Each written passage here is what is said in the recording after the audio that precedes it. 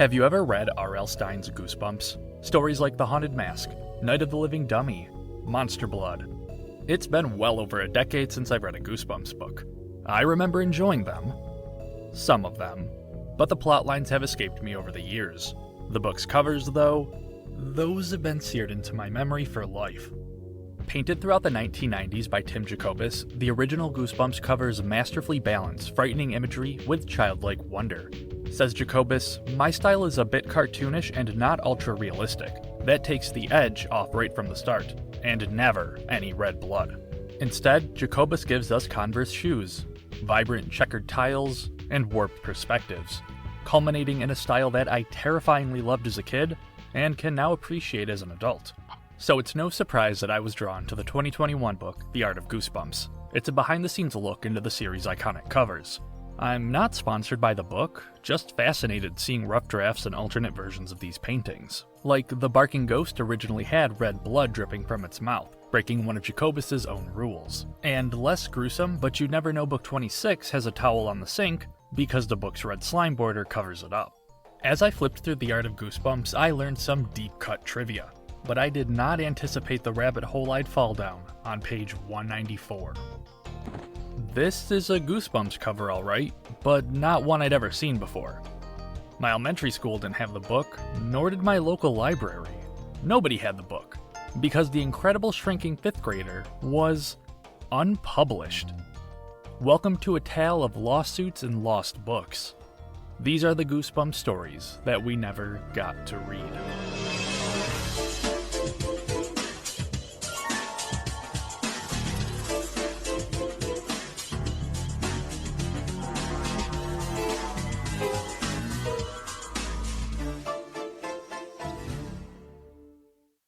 To understand the context surrounding these missing Goosebumps books is to understand Stine and his work ethic. Hello. Born 1943 in Columbus, Ohio, Robert Lawrence Stine is often called the Stephen King of children's horror. His 400 books have sold over 400 million copies worldwide, sales second only to Harry Potter. But long before Goosebumps, there were giggles. For 30 years, Stine wrote almost exclusively humor magazines and joke books under the name Jovial Bob. He'd experiment with horror fiction here and there, but he wouldn't commit to scares until his 1986 teen horror novel, Blind Date. I told myself, forget the funny stuff, kids like to be scared. Transitioning to the horror genre saw great success for Stine, and greater success for his book packager, Parachute Press, the company that his wife, Jane Waldorn, co-founded just a few years prior.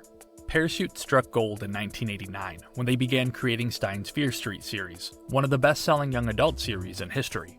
High off success, it wasn't long before Parachute encouraged Stine to write scary stories for an untapped market: 8 to 12-year-olds. Hesitant at first, Stine wrote what he knew, blending the scary elements of Fear Street with the comedy of Jovial Bob. The result was humor-tinged horror, Goosebumps, a name Stine pulled from an ad he found in a TV guide. We'll call it Channel 11. That's a horrible joke. Scholastic, the book publisher that formerly employed Stine, contracted Stine to write 4 Goosebumps books, with more to come should the series see success. It wouldn't. At least not at first. Goosebumps debuted to little fanfare in the summer of '92, and the series was almost cancelled at book 6, Let's Get Invisible. For reasons that to this day Stine does not know, Goosebumps would explode in popularity going into the summer of '93. As book sales increased tremendously, so too did Stine's workload. By book 9, Welcome to Camp Nightmare, Stine was contractually writing at least one Goosebumps book a month. He'd maintained this schedule for 8 years. The original Goosebumps series would span 62 books. The darker and scarier follow-up, Series 2000, 25 books. And the various spin-off series would accumulate over 50 books. At its peak in the mid-90s, the franchise was selling 4 million books a month, responsible for 15% of Scholastic's annual revenue. Stine was able to meet this demand due to his ability to write a single Goosebumps novel, around 120 pages, in just under 10 days. Or so the story goes. Much like book 19, Stine would soon find himself in deep trouble. This is kind of relaxing. On February 1st, 1999, Scholastic filed a lawsuit against Parachute. The suit alleged that Stine breached his contract, hiring ghostwriters to write many of the, then 100 plus, Goosebumps books. This would have violated Stine's agreement that he'd be the sole writer of every main series book, aka the original series and Series 2000. Scholastic said yes, Stine was the sole author of books 1 through 16. But starting with book 17, Why I'm Afraid of Bees, Stine allegedly began employing freelance writers. These nameless authors, according to Scholastic, were making the majority of creative decisions in the Goosebumps books, a catalyst of the series' declining popularity, which was now selling a comparatively low 200,000 copies a month. Stine refuted using ghostwriters, claiming that freelancers would, at most, create detailed outlines for his books. Footnote: in the years following the lawsuit, several Goosebumps ghostwriters would actually reveal themselves, though they are linked to spin-off books outside the main series, so well within the terms of Stine's contract. Back in '99, tensions between Parachute and Scholastic were at an all-time high. The two spent the latter half of the '90s playing tug-of-war over Goosebumps. See, both companies owned only certain aspects of the franchise, and Parachute felt they got the short end of the stick, unable to capitalize off the franchise's success. Parachute responded to the ghostwriter lawsuit with a suit of their own, seeking from Scholastic over $36 million in financial reparation. As these court battles played out, Stine's contract with Scholastic expired, and was not renewed for the new millennium, meaning only one Goosebumps Series 2000 book was actually published in 2000. Business deals, such as a planned movie directed by Tim Burton, came to a halt, and all upcoming books were cancelled. But it won't be long before Goosebumps books disappear. When it comes to lost literature, Goosebumps is a unique case. Thanks to its fast-paced monthly release schedule, each piece of cover art was created while its respective book was still being written. Artists were given only a short description to go off. Sometimes, the story would be completed before the art. Such was the case with A Night in Terror Tower. A tight deadline required Jacobus to crunch, creating the cover in a 30-hour painting marathon. Other times, the art would be completed before the story. The barbecue scene depicted on the cover of Say Cheese and Die was not originally in the book. It was just a scene Jacobus conjured up. Per last-minute demands from Scholastic, Stine shoehorned the skeleton barbecue into the book, though as a dream sequence. It's because of this relationship, between the stories and covers, that we get insight into the unpublished Goosebumps books. Prior to Stine's departure from Scholastic in the late 90s, Jacobus painted Lefty, Righty, and Slim, the three-headed Goosebumps mascot, riding in a car. The illustrations linked to a cancelled book in the shortest-lived Goosebumps series, Triple Header, a 3 stories in 1 type book. Only 2 Triple Header books made it to publication, with the third being canned due to Stine's contract expiring.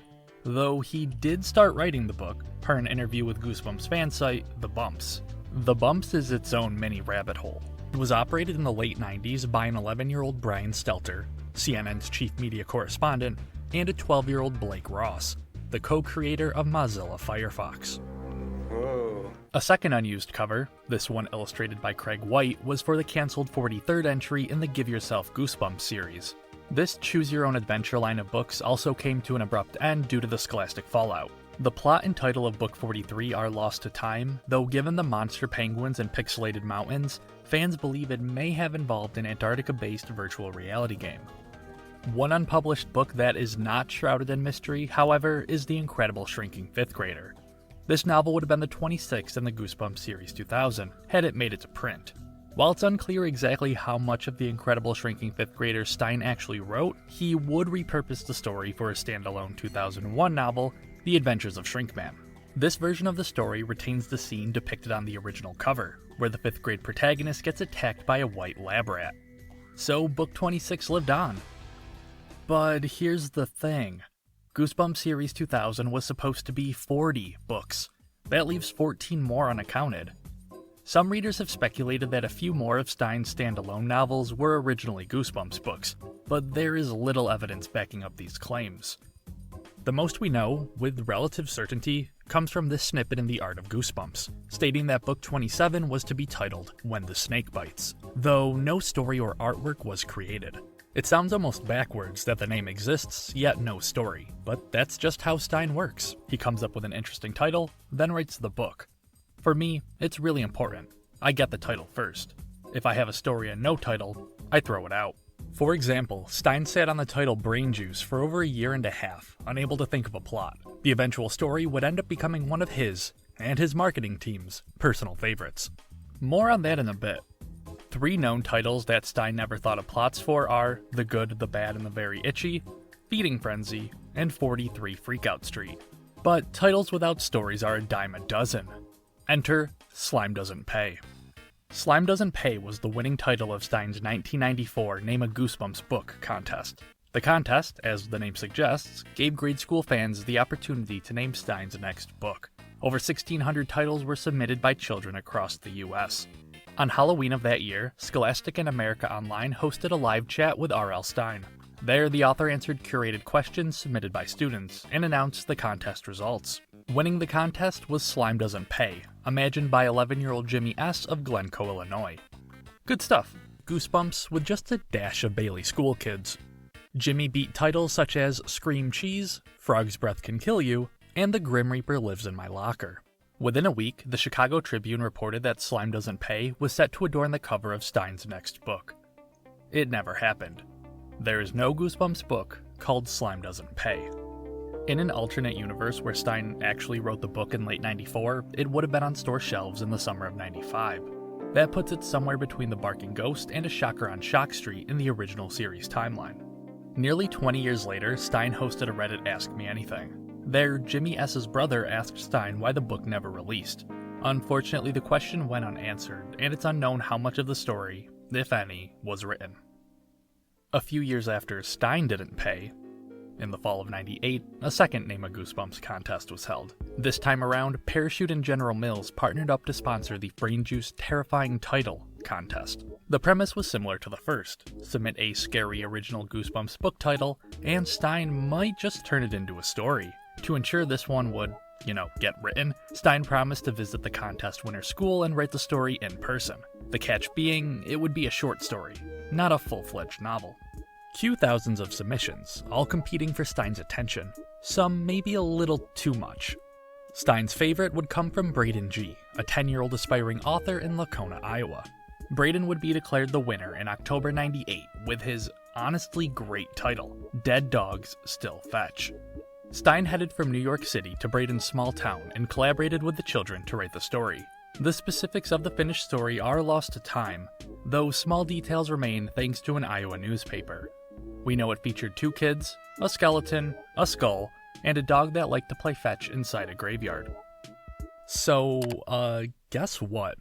While I was editing this very section of the video, Dead Dogs Still Fetch was found. PointHorror.com worked with Braden G in tracking down the story, and best of all, it survives not through text, but through video.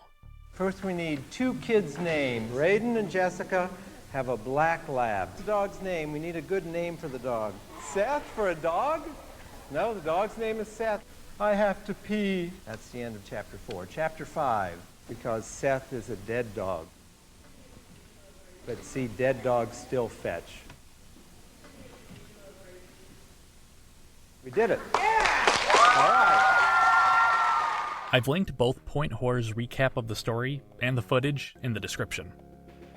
Dead Dogs Still Fetch joins other obscure Goosebumps literature that's surfaced, like a Goosebumps story exclusive to TV Guide, We've Come Full Circle, and an unproduced Welcome to Dead House screenplay written sometime in the mid to late 90s by Night of the Living Dead creator George A. Romero. That could have been a thing. Around the same time the screenplay was written, Goosebumps would see another unpublished book, this one being a part of the Goosebumps Presents series. These were books based on episodes of the Goosebumps TV series. So books based on a show based on books. Advertised on the back cover of the 18th book, Revenge of the Lawn Gnomes, was the 19th book, The Blob That Ate Everyone, though it never got finished, but not because of the lawsuit. Rather, Stine suggesting his and/or his alleged ghostwriter's time was spent better elsewhere, like hosting yet another Help Stine Write a Goosebumps book contest. But worry not, this resulted in the very much published I'm Your Evil Twin. With only 1/3 of episodes getting a companion book, Goosebumps Presents came to an early end. Speaking of endings, I've saved the best for last. Following Stine and Scholastic's breakup, Goosebumps needed a new home. Answering the call, HarperCollins Children's Books, a familiar face that published Stine's 1999 short story collection, Nightmare Hour. In a HarperCollins press release dated January 2000, Stine's next project was announced. Goosebumps Gold is planned as a limited series of 12 books for a new generation of Goosebumps fans. Stine told Newsweek, "Somehow I still have a few more stories to tell." An extensive marketing campaign, dubbed the Year of Horror, would have Stine host live chats, discuss stories in progress, and provide fans the opportunity to star in future books. Exciting stuff! They even got Jacobus on board, returning not only as cover artist, but given the monstrous task of reinventing the Goosebumps logo. Designed in 1991 by Scholastic graphic designer Holly Rubin, the classic slimy logo saw little change for a decade. But now with Scholastic out of the picture, a new design would not only signify a new era of the franchise, but was legally required. In the early months of 2000, Jacobus unveiled the Goosebumps Gold logo on his personal website, alongside two pieces of cover art, The Haunted Mask Lives and Happy Holidays from Deadhouse, with Slappy New Year being announced as the third Goosebumps Gold book. An initial release date of Halloween 2000 was set, and things were looking good. Goosebumps didn't need Scholastic. Sequels to some of Stine's most iconic titles would almost certainly see Goosebumps Gold come out of the gate swinging. Goosebumps Gold was in deep trouble, too. October 2000 came and went. No books.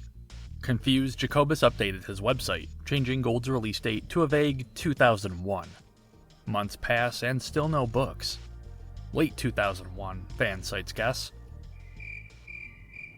Jacobus and company were holding out hope, expecting the series to release eventually, but unbeknownst to them, Goosebumps Gold was silently cancelled early into production. Though not before all 12 books were given International Standard Book Numbers, ISBNs, meaning we're able to peek at official Amazon listings for some of the Gold books. But obviously, trying to purchase is impossible, as it would come to light that no Goosebumps Gold stories made it past the outline stage.